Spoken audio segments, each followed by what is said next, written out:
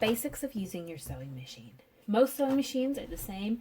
This is a slightly more modern one, so it has an electrical dial for changing the stitch length or the style on it. Most machines will be top fed from a bobbin of thread from a spool of thread at the top and a bobbin below. Make sure if you're having any problems with your machine or the thread is bunching down here, check that it's all threaded in correctly. Most machines have a diagram to show you how to follow it or an instruction booklet. If you get a new machine, I do recommend looking at the instruction booklet. It's well worth the time. Make sure as well, this little part here, make sure the thread is going through here properly. That can often be a case where it's slipping stitches or it's all bunching up, and that's one of the first things that I check. Down here, make sure that it's going through the little thread holder and it's going into your machine, into the thread correctly. This machine has an automatic threader, which is very handy. Down below for your bobbin, just move it slightly so you can see it here. So just make sure that your bobbin is always loaded correctly. So your thread goes in here and then it winds up and through that bobbin there and clicks into place. When you pop it in, you'll always hear a click for it to click in, and then you use the winder to wind the thread manually around to pull the thread up from below. If your thread from the bottom breaks, always just check that no loose thread has been left in below. For most of the sewing projects that I teach, you're using your standard footer unless we're doing anything with the zipper, then you'll put the zipper footer on. The footer is always released from the back here, so it's normally a little piece here, and then to pop it back on, just push the foot down. So click the foot down. So to put the footer down, always make sure that's in place when you're sewing. It's generally a lever either to the side or to the back of your machine. Most machines have a standard little cutter here to chop your thread.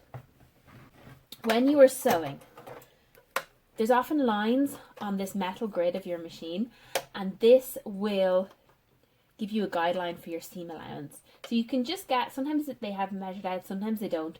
But if they don't have it measured out, just measure it yourself so you know what these seam allowances are. When you're sewing, so say I'm going to sew this little flag here, the first thing that you do is you decide on your seam allowance. So for this one, I'm actually going to just line it up with the side of the footer there. So I'm using my footer to give me my seam allowance guide. Pull out your first pin. Always make sure your pins are put in so they pull out this way, okay? You always do a back stitch, so sometimes the back stitch will be a little button here, or sometimes it's a lever over here on the side of your machine. You go forward first, then you just do 1 or 2 back stitches and you keep going. If you're starting to sew for the first time, I recommend getting your footer and just experimenting with the pressure just on one piece of material, and you want to get it. The worst thing that you can do is sometimes when people start, they start pressing but they don't engage properly. So it's getting that right pressure on it. So you'll need to practice on this on a scrap piece of paper before you do any sewing project. But you have that down on the ground and your foot on it. Sometimes if you're starting, it might help to just sew with your socks and not with shoes, because you have better tension, or you got like a better grip. You know, you can feel the footer a little bit more. So go forward, go back, and go along.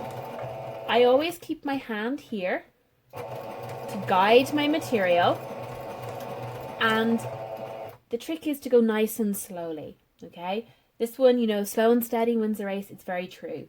Go nice and slowly, and as you come along, because then you can guide the material and you have control over if you need to stop or do anything like that at any point. So nice and slowly down. And when you get to the end where you want to finish off, you use your back stitch, a few stitches back. Make sure always that your needle is up out of your fabric, so it's not down like that. If it's down like that, use the knob which is on the side just to pull it up, lift your footer and pull your thread out. Now you can use the automatic thread thing there, or you can use your scissors to cut it. So they are the basics of using your machine. Remember, if anything goes wrong in it, check that the thread is threaded properly, check that there's no issues with the bobbin, and go nice and slowly on it. And also read your instruction booklet so you understand what all of these do, so that you don't end up adjusting something by mistake.